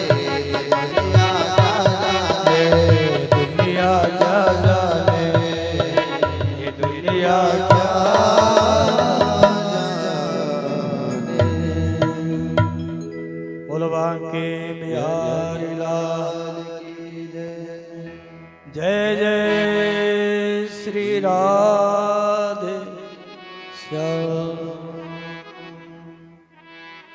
यत् करोसि यदसनासि, यज्जोहोसि ददासि, यत् तपस्यसि कौन्तेय तत्कुरुष्व मदर्पणम्। बोलो जय सिया राम। भगवान कहते हैं कि यद करोसी यद असनासी, यद जो होसी ददासी यद। हे अर्जुन, तू जो भी कुछ कर्म करता है, जो कुछ खाता है, जो कुछ देता है, जो हवन करता है, जो तपस्या करता है, उसका फल मुझको समर्पण कर दे, मेरे अर्पित कर दे। तद कुरुस्व मदर्पणम, उसको मेरे अर्पित कर दे, फिर तू बंधन में नहीं बंधेगा। देखो पाप कर्म तो जीव को बांधता ही है, जो हम पुण्य कर्म करते हैं वो भी तो बांधते हैं, वो भी तो बंधन का कारण है। तो यदि हम अपने सत्कर्म करके भगवान को अर्पित कर देते हैं, बिनु हरि समर्पे बिनु सत्कर्मा, सत्कर्म की और भगवान को समर्पित नहीं किया सत्कर्म, तो वो फलता नहीं है। इसलिए सत्कर्म करो और भगवान को अर्पित कर दो। कहावत सुनी होगी आपने, नेकी कर कुएं में डाल। मतलब सत्कर्म करो और भूल जाओ कि हमने कोई सत्कर्म भी किया था। तो इसलिए भगवान कहते हैं कि यद करोसी यद असनासी, यद जोहोसी ददासी, यद तपस्यसी कौन्तेय तद कुरुस्व मदर्पणम। मेरे अर्पण कर। यदि तू मेरे अर्पण कर देगा अपने सत्कर्मों का फल, तो उसके बाद हम तुम्हारे जीवन की टोकरी को एकदम फुल कर देंगे। किससे?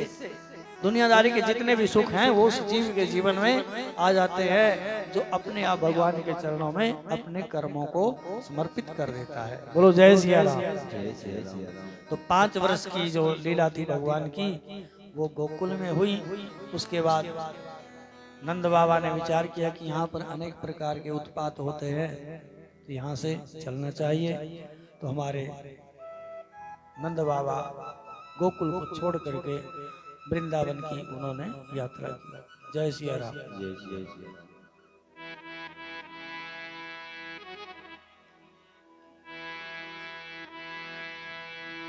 बोलो वृंदावन धाम की। वृंदा का अर्थ है भक्ति। वृंदावन है भक्ति, भक्ति का वन। मतलब जहाँ भक्ति फलती फूलती है, वहां पर ज्ञान और वैराग्य का कोई महत्व नहीं। जब हम पहले दिन कथा सुन रहे थे, वृंदावन में भक्ति तो जवान है, लेकिन ज्ञान और वैराग्य दोनों बूढ़े हो चुके हैं। मतलब वृंदावन में भक्ति बहुत है, ज्ञान का वहां पर कोई महत्व नहीं है, भक्ति की भूमि है। तो ऐसे वृंदावन धाम में हमारे भगवान पहुंच गए और वहां पर अपने संगी साथियों के साथ यमुना तट पर भगवान एक दिन खेल रहे थे। तो कंस के द्वारा भेजा हुआ एक राक्षस आया जिसका नाम था वत्सासुर। भगवान उसका कल्याण करते हैं। भगवान की शरण में जो भी आता है भगवान उसका ही कल्याण करते हैं, चाहे वो बकासुर है, चाहे अघासुर। अघासुर का भी भगवान ने कल्याण किया। अघासुर साक्षात पाप का ही प्रतीक है। भगवान ये कहना चाहते हैं कि ये जो अघासुर है इससे दूर रहना चाहिए, लेकिन ग्वाल वाल नहीं माने, अघासुर के मुंह में प्रवेश कर गए। भगवान भी अपने ग्वाल वालों के साथ प्रवेश कर गए, तो भगवान ने उनकी रक्षा की अघासुर से, और अघासुर का भगवान ने कल्याण किया। बोलो जय सिया राम। एक भगवान की बड़ी सुंदर लीला है। भगवान की महिमा और भगवान की लीला दोनों को जब हम समझने का प्रयास करते हैं तो बड़े बड़े चक्कर में पड़ जाते हैं कि भगवान की महिमा तो क्या है, भगवान लीला क्या कर रहे हैं तो सच्चिदानंद भगवान, लेकिन रो रहे हैं धर्मपत्नी के लिए। ये कैसे सच्चिदानंद है? तो जैसे कोई बड़ा कलाकार होता है, जब हम फिल्म देखते हैं तो बड़ा हीरो जो करोड़पति अरबपति होता है, बोलो जय सिया राम।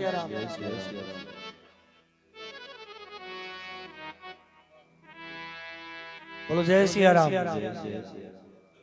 यदि वो फिल्म में कहीं कूली का रोल करता है या तांगे वाले का रोल करता है तो हम उससे ये अंदाजा नहीं लगा सकते कि ये तो बहुत गरीब आदमी है। बात समझिए ना, है तो अरबपति, लेकिन वहां पर उसको ऐसा ही पार्ट दिया गया कि ये करना है बस, और वास्तव में लगता ही वो ऐसा ही है। तो जिस प्रकार से हम किसी कलाकार को, बहुत बड़े कलाकार को एक छोटे से रोल में देख करके ये अंदाजा नहीं लगा सकते कि वास्तव में ये गरीब है, तो इसी प्रकार से जो भगवान की महिमा तो क्या है और भगवान लीला क्या कर रहे हैं। भगवान लीला करने के लिए किसी भी रूप में प्रकट होते हैं, अपने भक्तों को सुख मिलना चाहिए। तो यहाँ पर भगवान एक लीला करते हैं। एक दिन भगवान ने अपनी मित्र मंडली को बोला कि सब अपने घर से बढ़िया बढ़िया भोजन बना करके लाओ, और जंगल में जब हम गौ बछड़े चराने के लिए जाएंगे तो साथ में ही इकट्ठे बैठ करके खाएंगे। तो सब बच्चे वहां पर बैठ गए, बछड़े घूम रहे थे इधर उधर।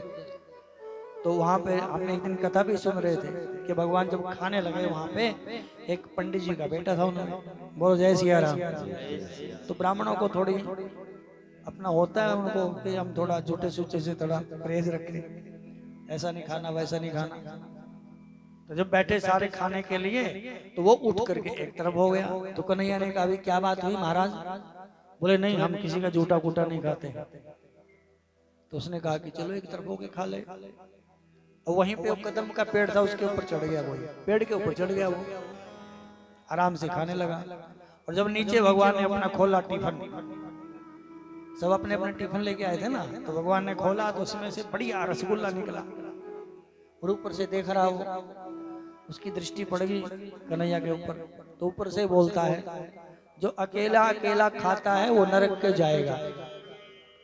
भगवान ने देखा ऊपर, भाई तुम तो ब्राह्मण हो, तुम हमारे साथ कहाँ खाते हो? हम तो बोला था कि संग खा लो, अब तुम झूठा खाते नहीं हो।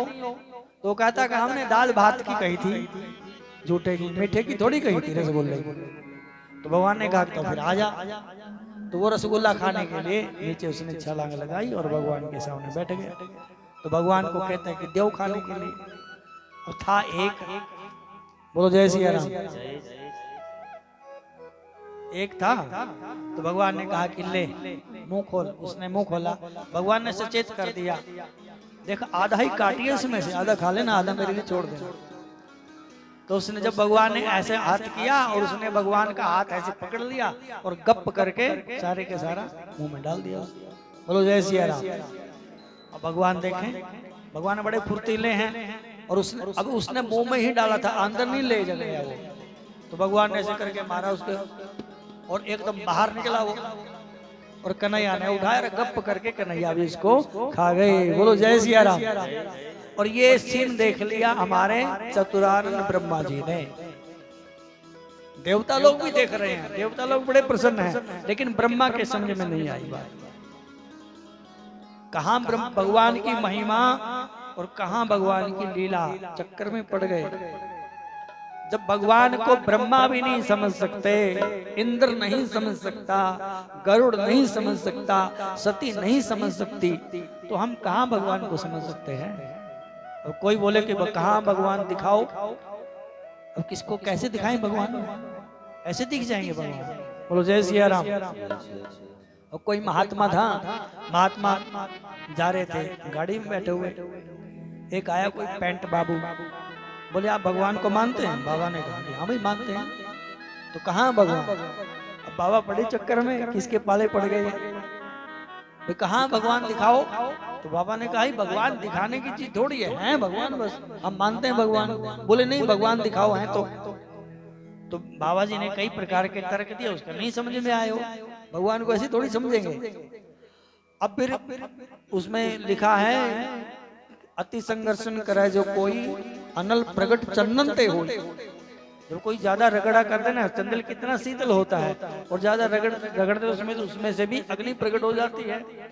अब पहले तो बाबा ने अपने आप को थोड़ा सा संभालने की कोशिश की, जब उसकी उदंडता देखी तो बाबा को फिर क्रोध आ गया, गुस्सा आ गई बाबा को, और बाबा पे और तो कुछ था नहीं, गुस्से में आकर के एक जड़ दिया उसके चरण कस के, यहाँ बताता हूं तेरे को भगवान कहाँ है। अब बाबा ने मारा थप्पड़, वो अपनी गाल को पकड़े, अरे महाराज ये क्या कर दिया आपने? बोले बाबा, बोले क्या हुआ? मेरे को दर्द हो रही है। आप बोले क्या हुआ? तो बाबा बोले कहाँ है दर्द? बोले यहाँ। बोले कहाँ दिखा तो बोले आपको दिख नहीं रहा है, ये लाल हो गया मेरा गाल। बोले तो गाल है, दर्द कहाँ है? तो वो बोलता है कि दर्द कैसे दिखाऊं, वो तो मेरे को पता है ना, मेरे को अनुभव हो रहा है दर्द का। तो बाबा बोले मैं यही तो समझा रहा था, भगवान को कैसे दिखाऊं? भगवान तो अनुभव करने की चीज है भाई, भगवान को ऐसे दिखाया नहीं जा सकता पकड़ के। बोलो जय सिया राम। तो भगवान की लीला को समझना बहुत मुश्किल है। चतुरानन जैसे चक्कर में पड़ जाते हैं, ब्रह्मा जी चक्कर में पड़ गए, और ब्रह्मा ने विचार किया कि ये भगवान है, हमने हाथ जोड़ करके इनके लिए प्रार्थना की थी, यही धर्म की स्थापना करेंगे, यही दुष्टों का संहार करेंगे, यही गौ ब्राह्मण की रक्षा करेंगे, ये कैसा भगवान है? झूठा मीठा सबका खा लेता है, इसको पता ही नहीं है कुछ। अब ये भूल गए कि ये भगवान अपनी लीला कर रहे हैं, वो भूल गए। तो ब्रह्मा जी ने भगवान के जितने बछड़े थे वहां से सारे के सारे चुरा लिए, अपनी माया से गायब कर दिए। और जब भगवान वहां पर अपने दाल भात खा रहे थे, भगवान ने सुंदर अपने बच्चों को बिठा रखा है, सबको बीच में भगवान बैठे हैं। भगवान ने अपनी जो पटका होता है वो कमर में कस रखा भगवान ने, और सुंदर बांसुरी लगा ली है बीच में, और भगवान ने हाथ में रखे अचार वगैरह रखा, भगवान खाने लगे। और भगवान की दृष्टि पड़ी इधर उधर, देखा कि बछड़े तो है ही नहीं। तो बच्चों कहा कि भाई ये बछड़े कौन ले गया, बछड़े कहाँ चले गए? तो भगवान कहते हैं कि चलो मैं देख लेता हूँ, तुम मजे से भोजन करो। बोलो जय सिया राम। तो जितने बालक थे वो भोजन करने लगे। भगवान ने थोड़ा दूर जाकर के देखा तो बछड़े कहीं नहीं है। भगवान वापस आए तो इतने में सारे ग्वाल वाल भी गायब। बोलो जय सिया राम। अब भगवान ने विचार किया कि ये बछड़े भी नहीं है, ये बच्चे भी नहीं है, कहाँ चले गए? तो फिर अंतर्यामी ने ध्यान लगा करके देखा कि ओहो, ये तो बूढ़े बाबा जी की सारी करामात है, उनका दिमाग खराब हो गया है। अब वो उनको अच्छी तरह से अभी तक समझ नहीं पाए। बोलो जय सिया राम।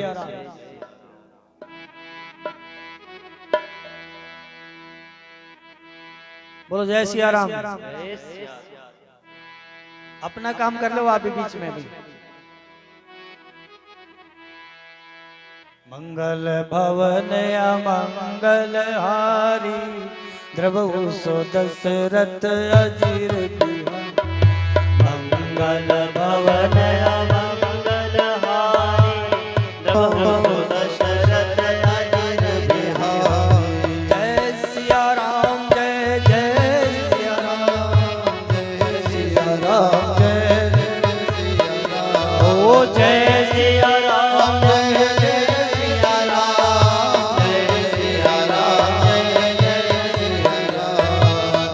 सिया राम, जय जय सिया राम, सिया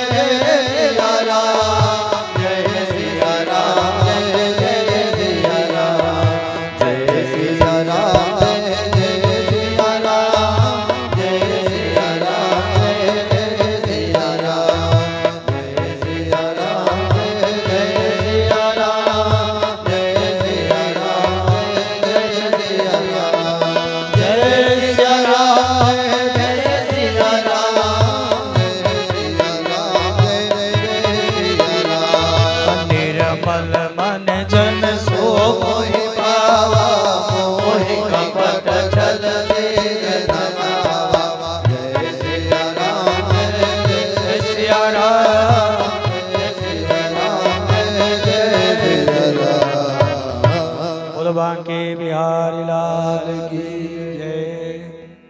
ये शिक्षा बहन जी हैं, अपने पूरे मंडली के साथ आई हुई हैं। और प्रधान जी देशराज बंसल जी, हमने पहले भी आपको बताया था कि ये पहले भी 2 बार दे चुके हैं। और जो दूसरा मंडल है वो संतोष बहन जी आई है, मेरे ख्याल में याद है। इन्होंने भी 3 बार दिया मंदिर अपना अंशदान दिया है। और ये भी यहाँ पे ये आज भी मंदिर के लिए पहले की भांति 11,000 रुपए मंदिर में दान कर रहे हैं। भगवान आपको हमेशा खुश रखे। आप थोड़ा प्रधान जी को दे दीजिए, हमको भी अच्छा लगेगा। जय सिया राम। एक बार थोड़े थोड़े खड़े होके फोटो खींच दो, सबकी आ जाएगी फोटो। हाँ? हाँ।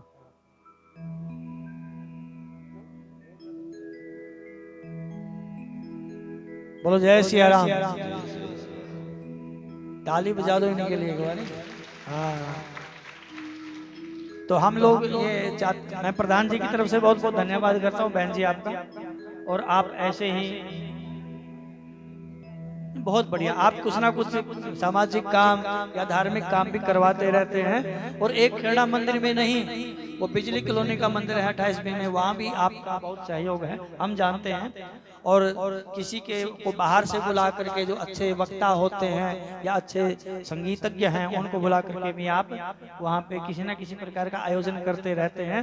भगवान आपको हमेशा खुश रखें और आपको ताकत दे भगवान ज्यादा से ज्यादा सत्कर्म करने की। जय सिया राम। जय सिया राम। खुश रहिए।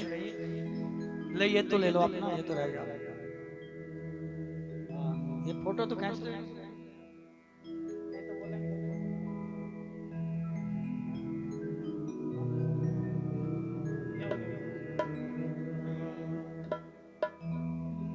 हो गया। बोलो बांके बिहारी लाल।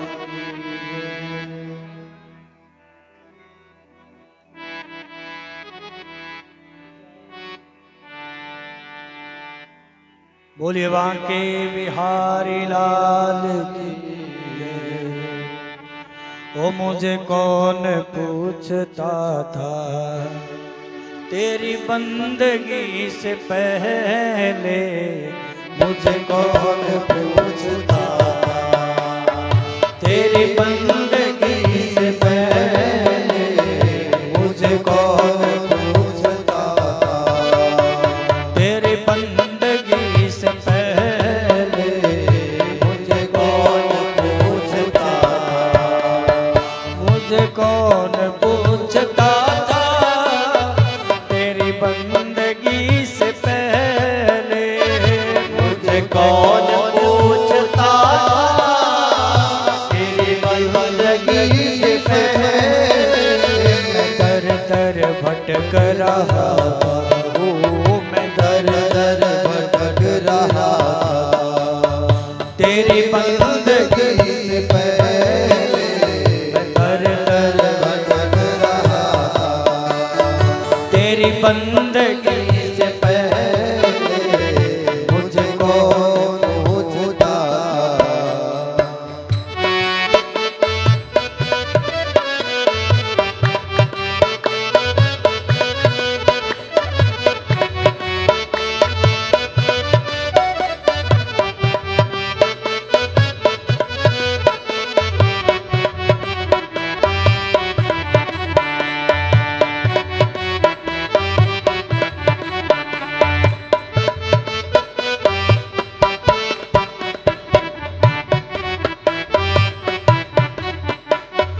मेरी जिंदगी थी ऐसी जैसे खाली सीप होती, मेरी जिंदगी थी ऐसी जैसे खाली सीप होती।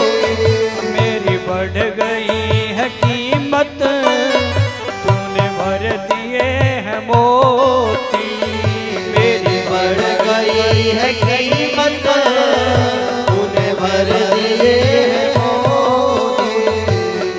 दर दर भटक रहा था हूँ मैं, दर दर भटक रहा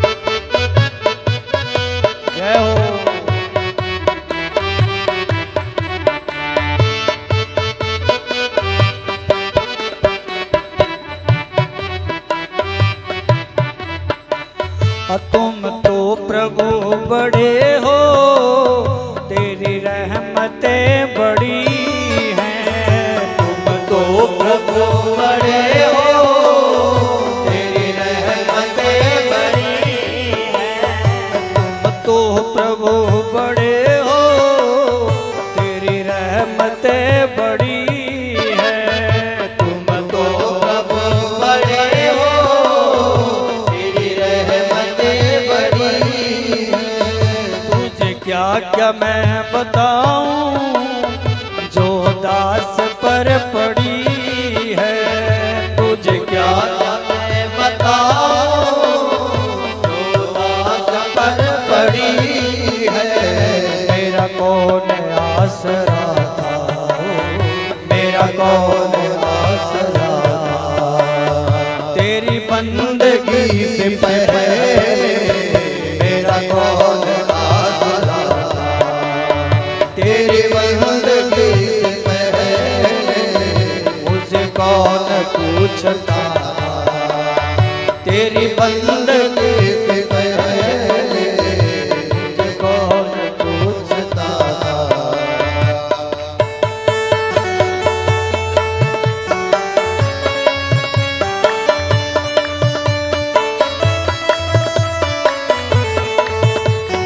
हरि बोल, जय हो।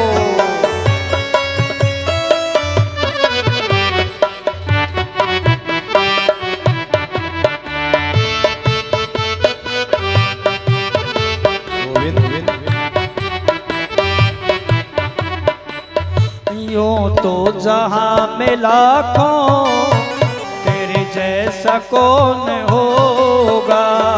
यूं तो जहां में लाखों तेरे जैसा कौन होगा। यूं तो जहां में लाखों तेरे जैसा कौन होगा। यूं तो जहां में लाखों तेरे जैसा कौन होगा। तू है दया का सागर फिर ऐसा कौन होगा। तू है दया का सागर फिर ऐसा कौन होगा। ना ये गीत ना गला था, ना ये गीत ना गला तेरी बंदगी से पहले।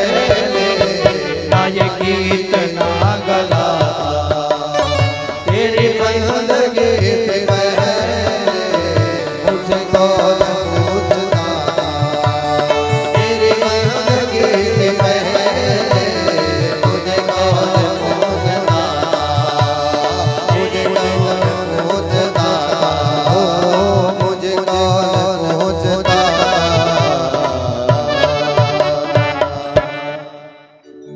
बोलो जय सिया राम। भगवान का भजन करेंगे तो सब पूछने लगेंगे, और भगवान का भजन नहीं करेंगे तो फिर कोई पूछेगा नहीं। संसारी व्यक्ति में और संत में क्या भेद होता है। जो संसारी है घर परिवार में घुसा रहता है एक तो वो, और एक जो घर बार त्याग करके भगवान के भजन में लगा हुआ है, उसमें भेद क्या है। भेद ये है कि जब संसारी बूढ़ा होता है उसकी इंद्रियां स्थिर पड़ जाती हैं तो सारे धीरे धीरे उससे दूर होने लग जाते हैं। बोलो जय सिया राम। बात करता है कोई? तुम अपने से लगा लो, अपने बूढ़ों से कितनी बात करते हो। तो जो संसारी व्यक्ति है जो केवल संसार में ही लगा रहता है, अपने घर परिवार में घुसा रहता है, जब वो बूढ़ा होता है तो उससे कोई बात नहीं करता, उससे दूर हो जाते हैं, उसकी कीमत खत्म हो जाती है। लेकिन वहीं पर जो संत है, जो भगवान का भजन करने वाला है, वो जितना बूढ़ा होता जाएगा उसकी कीमत उतनी बढ़ती जाती है। जितना साधु संत महात्मा ब्राह्मण जितना बूढ़ा होगा ना, उतने लोग उस पर विश्वास करते हैं, उसके पास बैठते हैं, उसको सुनना चाहते हैं, क्योंकि उसका अनुभव है, वो भगवान का भजन करता है। तो यदि संसार से ये चाहते हैं कि संसार हमारी पूछ करे, तो भगवान का भजन कीजिए, भगवान को समय दीजिए। और यदि भगवान को समय नहीं दिया तो फिर घर वाले किसी को समय नहीं देते हैं। ये सिद्धांत है, ये अनुभव है हमारा, आप सबका भी अनुभव है। कोई बोल देता, कोई नहीं बोलता। बोलो जय सिया राम। तो बूढ़े ब्रह्मा जी ने भगवान के बछड़े और ग्वाल बाल सारे के सारे चुरा लिए। भगवान अंतर्यामी है, भगवान ने सोच लिया कि ये बूढ़े बाबा की ही करामात है। भगवान की लीला को समझना बहुत आसान नहीं है। तो ब्रह्मा जी लेकर के चले गए कि देखते हैं पता लगा पाते कि नहीं लगा पाता। तो हमारे भगवान ने लीला से जितने बछड़े थे और जितने भी ग्वाल वाल थे सारे के सारे प्रकट कर दिए। बोलो जय सिया राम। और प्रकट ही नहीं किए, स्वयं बन गए, बछड़े भगवान बन गए और ग्वाल वाल भगवान बन गए। और कैसे बन गए देखिए, ऐसा नहीं जो जिसका एक पैर खराब था वो ऐसा ही बन गए, जिसका नाखून खराब था वैसा ही बन गए, जो ग्वाल वालों के हाथ में सोटी छड़ी थी वो भी भगवान है। आज बछड़े हैं वो भी भगवान है, जिस बछड़े के गले में घंटी बंधी हुई है वो भी भगवान है। बोलो जय सिया राम। अब भगवान देखो, संत कहते हैं कि भगवान ने लीला क्यों की। जब कन्हैया भगवान के जो बाबा हैं नंद बाबा, उनके घर में बहुत सुंदर सुंदर गौ है। एक गौ का नाम है पद्मगंधा। तो बाबा जी के बहुत सारी गौएं थी, तो 100 गौओं का दूध निकाल करके नंद बाबा 10 गायों को पिलाते थे। ध्यान से सुनना, 100 गौओं का दूध निकाल करके 10 जो बढ़िया बढ़िया गाय होती थी उनको पिलाते थे। और जो 10 गाय दूध पी लेती थी फिर तो उनका दूध निकाल करके फिर वो पद्मगंधा को पिलाते थे। और उस पद्मगंधा का जो दूध होता था वो कन्हैया पीता था। बोलो जय सिया राम। वो पीते थे कन्हैया। तो आंगन में और जितने ब्रजमंडल में गौएं थी सब विचार करती थी, और पद्मगंधा का जो दूध पीते थे भगवान ऐसे दूध निकाल करके नहीं पिलाते थे। भगवान स्वयं बछड़ा बन करके थनों को ऐसे पीते थे जैसे बछड़ा पीता है। बोलो जय सिया राम। पद्मगंधा गाय की तरफ देख करके जो अन्य गौ माता थी वो बड़ी कामना होती थी उनके कि काश हमारा दूध भी कन्हैया ऐसे ही पीता जैसे पद्मगंधा का पीता है। गौओं की कामना थी। तो गौओं की कामना को पूर्ण करने के लिए भगवान ने ये लीला रची और भगवान स्वयं आज बछड़े बन करके आए। तो जितने भी बछड़े गौओं का दूध पीते हैं ये समझ लो कि बछड़े नहीं, वो भगवान हैं। और गौओं को दूध पिलाते हुए अपने बछड़ों के ऊपर ऐसा लग रहा था कि साक्षात कन्हैया ही हमारा दूध पी रहे हों। बोलो जय सिया राम। इसलिए भगवान ने लीला की। माँ की गोद में जब कन्हैया बैठ करके मीठी मीठी बातें करते, मैया की गलवैया डालते हैं, कभी मैया का सिर हिलाते, कभी मैया की साड़ी पकड़ करके खींचते थे, तो गोपियां जितने भी गोपियां थी विचार करती काश हमारा बेटा भी कन्हैया होता, हम भी ऐसी होती कन्हैया हमारा बेटा होता। तो उन गोपियों के मनोरथ को पूर्ण करने के लिए भगवान आज ग्वाल बाल बन गए। जितने भी ग्वाल बाल हैं सारे भगवान ही हैं, और जितने भी बछड़े हैं सारे के सारे भगवान ही हैं। बोलो जय सिया राम। तो भगवान ने उनके मनोरथों को पूर्ण करने के लिए ये भगवान ने लीला की है, क्योंकि भगवान किसी के मनोरथ को अधूरा नहीं रखते। राम सदा सेवक रुचि राखी, वेद पुराण साधु सुरसा की। भगवान राम सबकी रुचि रखते हैं यार, सबके मनोरथ को भगवान पूर्ण करते हैं, इसलिए भगवान ने यह लीला की। और 1 2 4 दिन लीला नहीं हुई है। कितने दिन चली? पूरे 1 वर्ष तक लीला चली भगवान की। और तो 1 वर्ष के बाद फिर जब ग्वाल वालों ने बताया मैया को जाकर के कि मैया आज भी कई प्रकार के दुष्टों का संहार कर दिया भगवान ने। तो जो वो लीला हुई थी, वो जो लीला हुई उनकी दृष्टि में तो आज ही हुई है, लेकिन वो लीला 1 साल पहले हो चुकी थी। तो ग्वाल भगवान विचार कर रहे हैं 1 साल पहले की लीला, और ये ग्वाल वाल मैया को आज बता रहे हैं। बोलो जय सिया राम। तो भगवान की बहुत दिव्य लीलाएं हैं। और उसके बाद फिर भगवान जब ब्रह्मा को पता चला कि ये तो वास्तव में ही भगवान है, तो ब्रह्मा जी भगवान के आगे प्रकट हुए, भगवान के चरणों में उन्होंने स्तुति की, बहुत बढ़िया वंदना की भगवान की, और भगवान के आगे हाथ जोड़ करके ब्रह्मा जी खड़े हो गए। ब्रह्मा जी ने भगवान के चरणों में प्रणाम करते हुए प्रार्थना की, ब्रह्मा कर जोड़े खड़े, हाथ जोड़ करके खड़े हैं ब्रह्मा जी कि ब्रह्मा जी कर जोड़े खड़े, ये सुनो नंद के लाल, ब्रह्म पद दो किसी और को, हमें करो ब्रजग्वाल। बोलो जय सिया राम। ब्रह्मा जी हाथ जोड़ के खड़े हैं।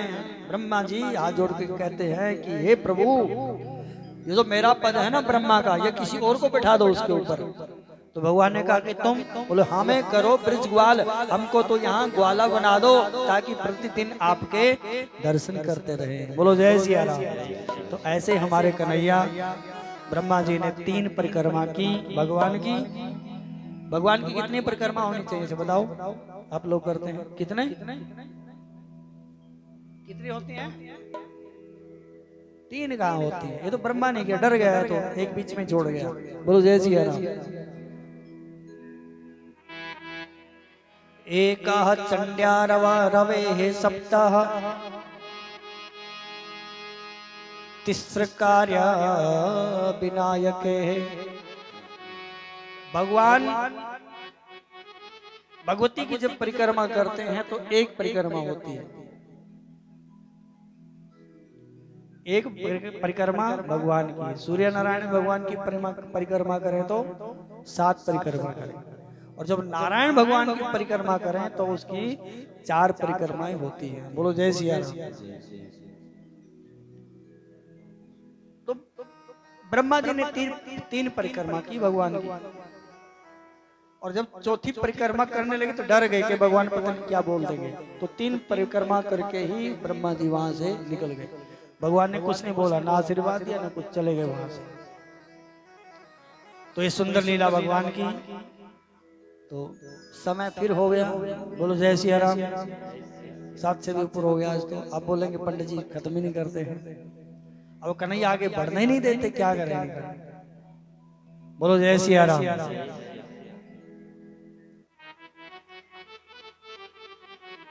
बस आज की कथा विश्राम लेती है, और जो बाकी की लीलाएं थोड़ी बहुत बची हुई हैं भगवान की, वो आगे सुनेंगे। तो भगवान की एक लीला है, एक भजन के माध्यम से बोल लेते हैं, वेणु गीत जिसको बोलते हैं। जब कन्हैया बांसुरी बजाते हैं तो गोपियां अपना काम करना भूल जाती हैं। तो आइए एक भजन के माध्यम से गोपियों के साथ बातें करें, उसके बाद आरती और प्रसाद। कल इसी समय, कल को 2 समय रहेंगे, एक 5 से 7 बजे तक रहेगा, 7 के 7:15 हो सकते हैं, और फिर 9 से 12 बजे तक रात का। बोलो जय सिया राम। जय जय।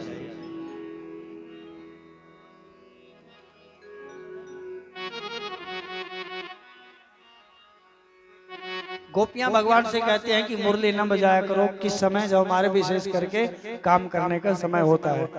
बोलो बांके बिहारी लाल की जय। वो ले गई रे हमारो चित चोर, कन्हैया तेरी बांसुरिया। ले गई हमारो चित चोर, कन्हैया तेरी बांसुरिया। वो ले गई रे हमारो चित चोर, कन्हैया तेरी बांसुरिया।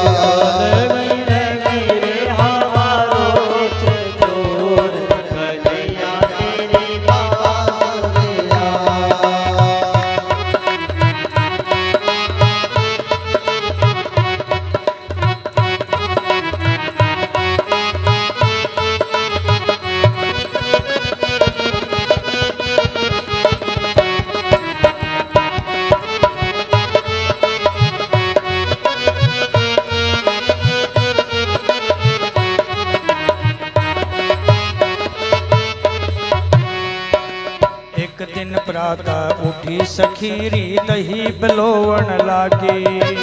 एक दिन प्रातः उठी सखीरी दही बिलोवन लागी।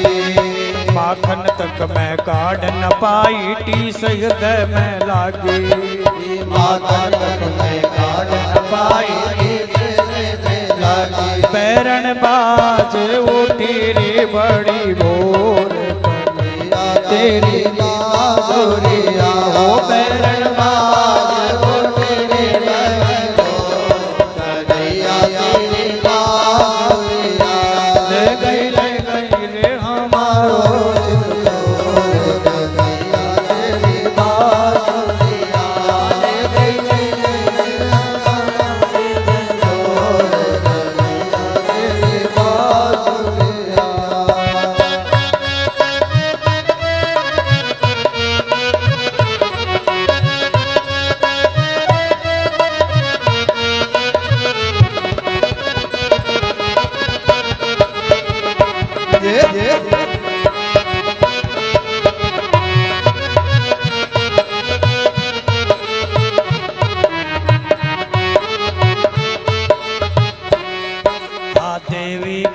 पूजन चली सखीरी ले पूजा को थाल।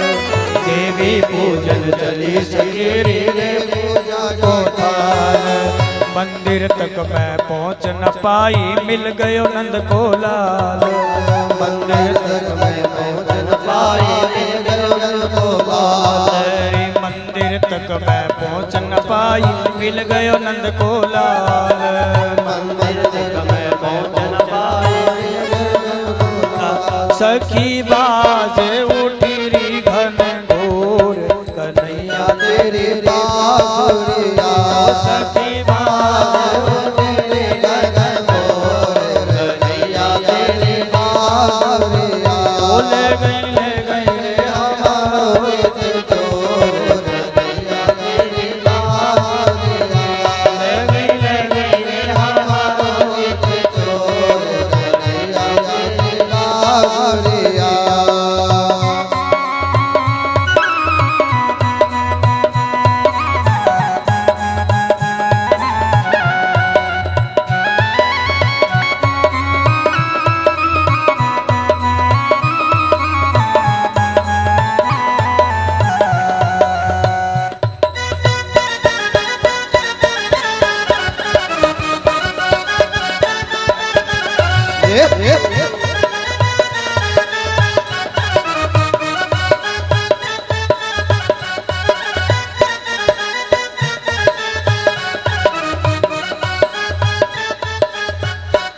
अरे सास मेरी ने भोजन मांगा दे दिया उसको घास। सास मेरी ने भोजन मांगा दे दिया उसको घास। भोजन की मैं थाली लेकर पहुंची गऊ के पास। भोजन की मैं थाली लेकर पहुंची गऊ के पास ऐसी मारी गई री मती मोर। कन्हैया तेरी बांसुरिया। ऐसी मारी गई री मती मोर कन्हैया तेरी बांसुरिया। ले गई रे हमारो हित चोर कन्हैया तेरी बांसुरिया। हमारो हित चोर कन्हैया तेरी बांसुरिया। कन्हैया तेरी